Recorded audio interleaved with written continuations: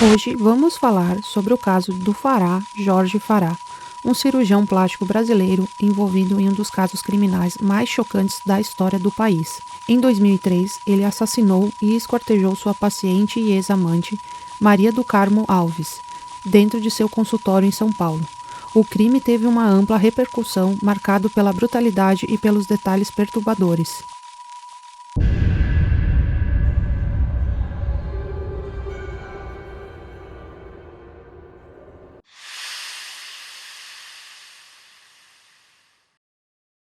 Antes de entrar nos detalhes do caso, é importante mencionar que eu já conhecia essa história. Lembro bem da época em que o crime aconteceu e, posteriormente, pesquisei mais a fundo sobre o assunto, assistindo e lendo diversos conteúdos. Durante essa investigação pessoal, me deparei com um livro, Fará Jorge Fará, o médico que virou monstro, escrito por Patrícia, que apresenta detalhes inéditos e oferece uma versão mais profunda sobre a mente do criminoso e a construção do caso. Gostaria de destacar que minha intenção aqui não é de forma alguma ofender a vítima, seus familiares ou os de Fará. Tampouco busco justificar as ações dele. Reconheço o quanto esse episódio foi doloroso para as famílias, de ambos os lados, e abordo o tema com o devido respeito e sensibilidade. Dito isso, vamos para o caso. Fará Jorge Fará nasceu em São Paulo no dia 11 de março de 1949. Ele era o filho caçula de uma família composta por 3 irmãos. Com muito esforço, seus pais conseguiram adquirir um sobrado onde criariam os filhos em um lar de classe média e com valores familiares sólidos. A família era bastante unida e frequentava juntos a Igreja Adventista do Sétimo Dia. Fará formou-se em medicina, com especializações em psiquiatria e cirurgia plástica, tornando-se membro da Sociedade Brasileira de Cirurgia Plástica. Ele abriu uma clínica no bairro de Santana, em São Paulo, onde atendia pacientes por meio de convênios de saúde. Era amplamente conhecido como um profissional respeitado e temperamento aparentemente tranquilo. Sua clínica era grande, composta por várias salas, e contava com o apoio de 2 secretárias que trabalhavam das 8 às 18 horas, além do próprio Fará. Em determinado momento de sua vida, ele foi diagnosticado com câncer na coluna, uma condição que deixou sequelas permanentes. Por conta disso, passou a usar um cajado para se locomover, um objeto que terá relevância em eventos futuros desta história. Maria do Carmo Alves nasceu em 6 de janeiro de 1957, na cidade de Recife, Pernambuco. Buscando melhores oportunidades, ela mudou-se para São Paulo, onde se casou com João em 1985. Dona de casa, Maria era descrita por amigos e familiares como uma mulher extrovertida, de personalidade forte e marcante. Em 1997, Maria foi indicada pelo Plano de Saúde para uma consulta com o cirurgião plástico Fará Jorge Fará, com o objetivo de remover um cisto. A partir desse contato, ela realizou outros procedimentos estéticos com Fará. Embora não existam registros de cirurgia de grande porte, sabe-se que Fará realizava em Maria intervenções estéticas regulares, como preenchimentos e pequenas correções. De acordo com as novas informações trazidas no livro, por volta desse período, Maria e Fará teriam iniciado um relacionamento amoroso. Contudo, em algum momento, Fará descobriu que Maria era casada. Ela explicou que, embora fosse oficialmente casada, vivia apenas uma relação formal. Fará, entretanto, não aceitou a situação, devido à sua religião, que proibia relações dessa natureza. A partir disso, Maria teria começado a frequentar a mesma igreja que ele e sua família, supostamente com o objetivo de importuná-los. Essa versão, relatada no livro, também foi mencionada pela polícia responsável pelo caso, mas não há confirmação oficial desse comportamento de Maria.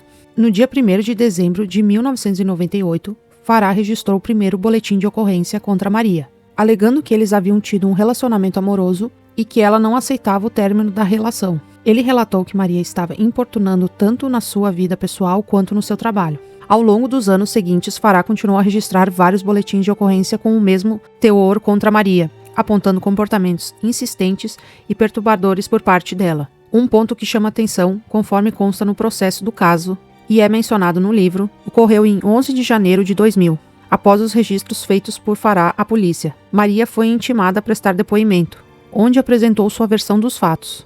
Em um trecho importante de sua declaração registrada no boletim de ocorrência, ela relatou que os dois mantiveram um relacionamento amoroso por cerca de 1 ano, Durante o depoimento, chegaram a um acordo, no qual Maria se comprometeu a cessar as atitudes que Farah descrevia como importunações. Maria não cumpriu o acordo firmado, e os registros indicam que ela continuou a importuná-lo.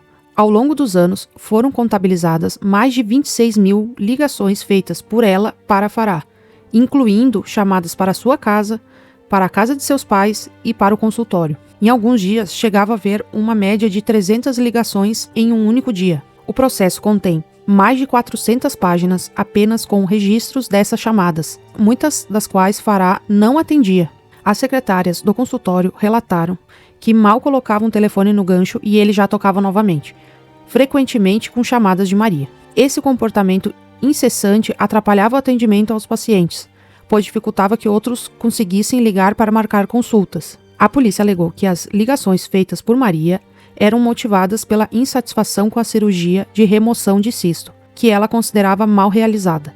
Ela buscava então um reparo ou correção para o procedimento. Além disso, foi revelado que Farah realizava cirurgias plásticas em seu consultório utilizando Dormonide, um sedativo que provoca sonolência nos pacientes, fazendo com que eles ficassem quase insensíveis durante o procedimento. Essa informação se tornará relevante mais adiante no caso. Em 1997, algumas pacientes relataram que Farah abusou delas e também realizou cirurgias mal feitas. Aí ele fez o seio, também ficou ruim o seio, ficou uma prótese pra cima, outra pra baixo. A cirurgia do seio foi que ele me assediou. Ele fica falando no ouvido da gente, namora comigo, não sei o que, fica beijando a gente, não sei o que.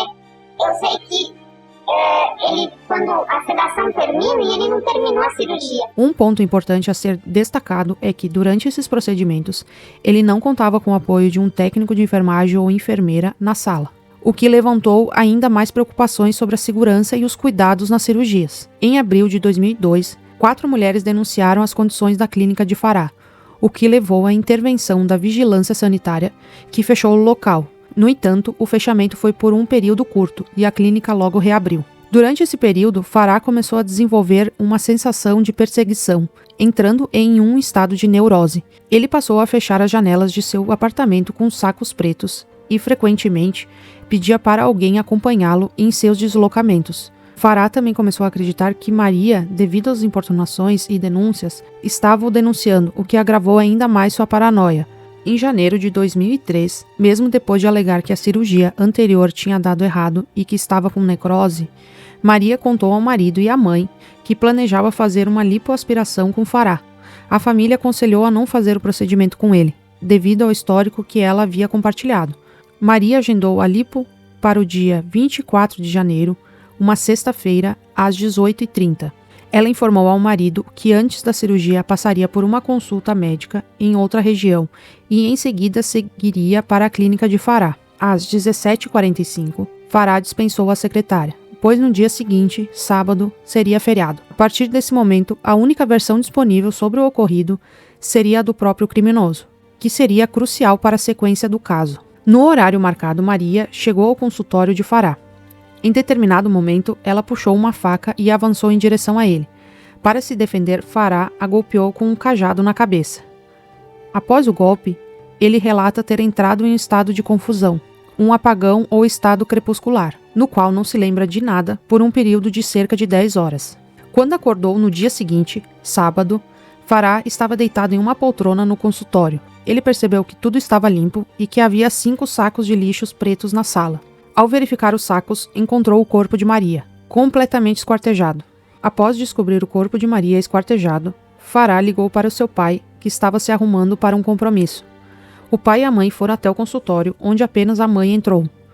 Farah, aos prantos, pediu colo à mãe, sem contar nada, apenas chorando e pedindo para que eles rezassem. Depois disso, o pai retornou ao consultório para buscar os dois. Farah pediu para esperar, pois precisava pegar algumas coisas no consultório antes de partir. Enquanto o pai e a mãe aguardavam no carro, Farah pegou os sacos com o corpo de Maria e os colocou no porta-malas do carro do pai. Ele então pediu para o pai que ele mesmo fosse dirigindo até a casa deles, onde iriam almoçar. Farah tinha um compromisso agendado com uma paciente para a troca de curativo no sábado, mas ele ligou para ela e disse que não estava bem e que faria isso no domingo. Após a ligação, Farah foi com o pai até o seu apartamento, dirigindo o carro do pai. Ele estacionou o carro na garagem do prédio e transferiu os sacos do porta-malas do carro do pai para o seu próprio carro. O pai seguiu embora e Farah então foi para o seu apartamento. Enquanto isso acontecia, o marido de Maria já havia procurado a polícia para informar sobre o seu desaparecimento. No entanto, a polícia lhe informou que seria necessário aguardar 24 horas para iniciar a investigação. No domingo, Farah foi até o consultório para cumprir o compromisso de troca de curativo com uma paciente, conforme havia combinado. Durante esse tempo, o marido de Maria apareceu no consultório à procura dela. Farah viu ele, mas não atendeu. Após um período, a paciente chegou e o marido aproveitou a oportunidade, perguntando a Farah se ele sabia do paradeiro de Maria, já que ela havia agendado uma lipo com ele. Farah então respondeu que Maria não havia comparecido à consulta, deixando o marido confuso e sem rumo. Após trocar o curativo da paciente, Farah voltou para casa e entrou em colapso. Ele ligou para a casa de um de seus irmãos e quando a mãe atendeu, ele confessou que havia matado Maria. A mãe, em choque, derrubou o telefone no chão e uma sobrinha atendeu em seguida. Farah repetiu a mesma confissão e dizendo que iria se matar. A família, acreditando que ele estava apenas em surto, não conseguia acreditar nas palavras dele naquele momento. As sobrinhas, preocupadas, buscaram um psiquiatra, que foi até a casa de Farah acompanhado da família. Lá encontraram um ambiente deplorável. Farah estava no quarto e o psiquiatra entrou para falar com ele. Quando o médico saiu, afirmou que Farah insistia que havia matado Maria e recomendou que a família internasse Farah em uma clínica. Enquanto se preparava para ser levado à clínica, Farah pediu para entregar alguns objetos a uma sobrinha, incluindo um envelope, a chave do carro e a chave do consultório. Quando ela abriu o envelope, encontrou a identidade de Maria. Nesse momento, as sobrinhas começaram a procurar um advogado para acompanhar o caso e seguir até a polícia. Elas foram à delegacia, informaram o ocorrido e seguiram até o apartamento de Farah. Lá, procuraram por qualquer evidência, mas não encontraram nada. Descendo para a garagem, a polícia abriu o porta-malas do carro e se deparou com uns sacos contendo o corpo de Maria. Na garagem, a polícia começou a montar o corpo de Maria e percebeu que estavam faltando as falanges dos dedos, o que implicava que as digitais das mãos e dos pés haviam sido removidas. Além disso, constataram que a pele do rosto de Maria havia sido completamente retirada e que as vísceras do corpo haviam sido extraídas. Esses detalhes macabros sugeriam a tentativa de ocultar a identidade da vítima e um nível extremo de brutalidade do crime. Posteriormente, a polícia foi até o consultório de Farah e se deparou com um local limpo e um forte cheiro de água sanitária.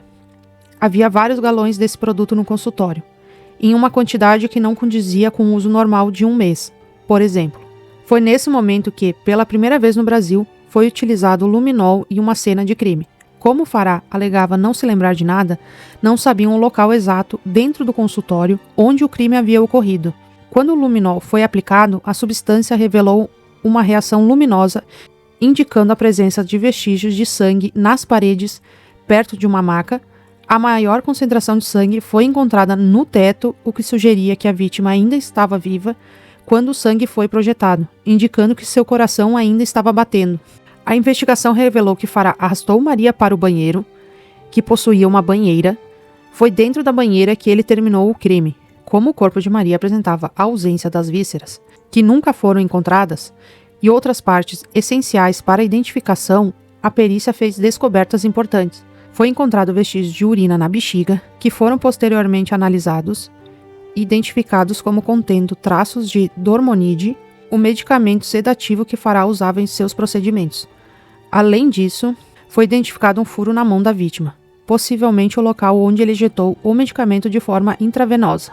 Posteriormente, a perícia também notou a ausência de cicatrizes dos procedimentos que Farah havia realizado em Maria, bem como a falta das digitais dela, tanto nas mãos quanto nos pés, que haviam sido removidas. Esses detalhes reforçam a natureza premeditada e brutal do crime, além de indicarem a tentativa de ocultar a identidade e a causa da morte de Maria. Farah foi detido pela polícia na segunda-feira, 27 de janeiro. Durante esse tempo, os irmãos de Farah decidiram levar os pais para ficar com eles, para que ficassem mais próximos e pudessem apoiá-los nesse momento difícil. Em determinado dia, um dos irmãos foi à casa dos pais para pegar algumas roupas para eles. Enquanto mexia nos armários, ele encontrou um saco estranho e decidiu entregá-lo aos advogados, que, por sua vez, o levaram até a delegacia. No interior do saco estavam as falanges, no caso as digitais de Maria, que Farah havia guardado na casa dos pais. Esse item se tornou uma importante evidência no caso, ligando ainda mais o cirurgião ao assassinato e às tentativas de ocultar o crime. Julgamento de Fará, Jorge Fará, acusado do assassinato de Maria do Carmo Alves e do esquartejamento de seu corpo, foi um evento marcante no sistema judicial brasileiro, especialmente devido à brutalidade do crime. Fará foi preso em 2003, logo após o crime. Foi designado o perito psiquiatra forense Guido Palomba para avaliar sua condição mental. Após uma longa e detalhada conversa analítica, Guido perguntou a Fará se ele se sentia arrependido. Fará respondeu: "Claro que estou. Estão me chamando de monstro? Estou preso há 3 meses?"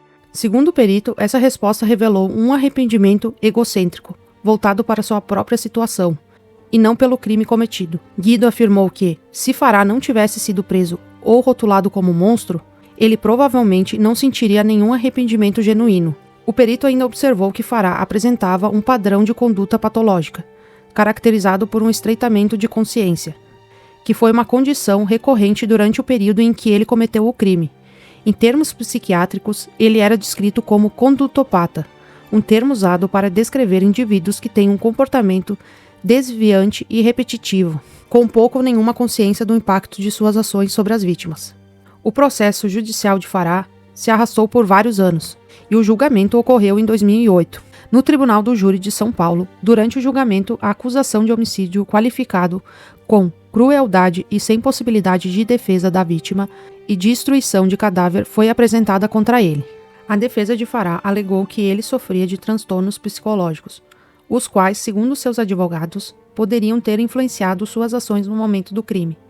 A defesa também argumentou que Maria teria tentado agredi-lo e sua versão dos fatos, ele agiu em legítima defesa. Embora a defesa não negasse que Fará matou Maria, alegou que ele agiu sob violenta emoção, um conceito jurídico que descreve ações impulsivas e descontroladas, geralmente motivadas por uma situação de estresse ou provocação. Para sustentar essa argumentação, a defesa mencionou o histórico de ligações frequentes de Maria para o consultório de Fará, que em março de 2002, Maria havia feito 3.708 ligações para o consultório. Fará afirmou que ela o ameaçava e que no dia do crime Maria o atacou com uma faca. Essa tentativa de justificar a ação como um ato de legítima defesa foi um dos pontos centrais na defesa, mas não foi o suficiente para convencer o tribunal de que o homicídio foi cometido sob essas circunstâncias. Contudo, o tribunal rejeitou a tese da defesa, de legítima defesa, uma vez que a violência empregada contra Maria foi considerada desproporcional e cruel. O júri popular, composto por 7 jurados, decidiu pela condenação de Fará, que foi sentenciado a 13 anos de prisão.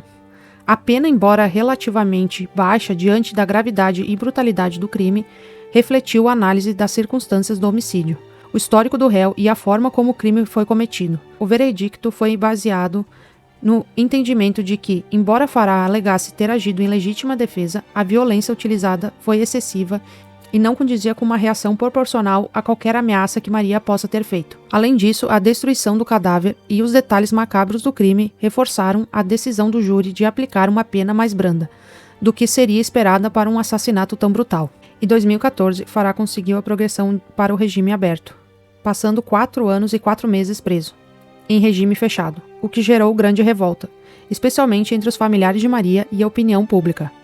A decisão de que ele cumpriria apenas uma parte da pena e seria liberado foi amplamente debatida, com críticas sobre a percepção de que ele teria sido beneficiado por um sistema penal que, para muitos, não estava lidando de forma justa com a gravidade do crime.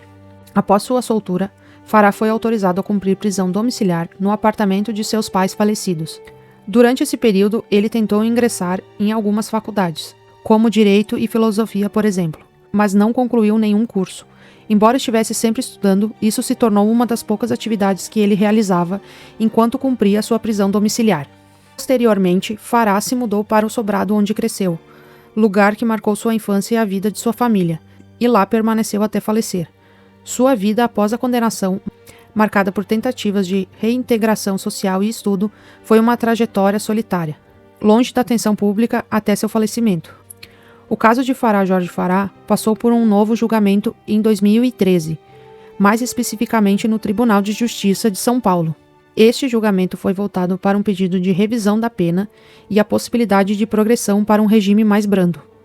O objetivo principal deste novo julgamento não era questionar a culpabilidade de Farah, que já havia sido determinada durante o julgamento de 2008, mas sim avaliar sua libertação ou a redução de pena com base no cumprimento de uma parte da sentença.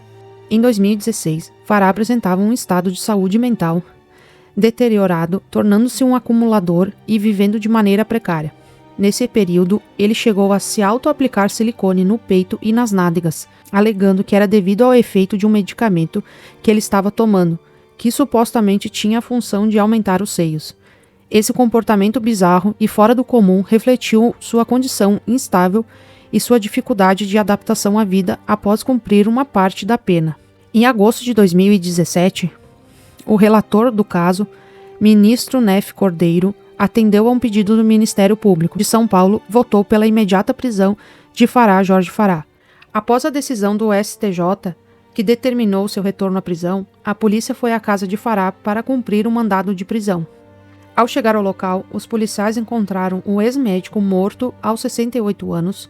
A perícia confirmou que a causa da morte foi suicídio, resultado de cortes nas veias femorais, e curiosamente ele estava vestindo calça legging e top, além de estar ouvindo música fúnebre. Esse foi o trágico grande finale de sua vida. Então esse foi o vídeo de hoje. Se cuidem e até logo.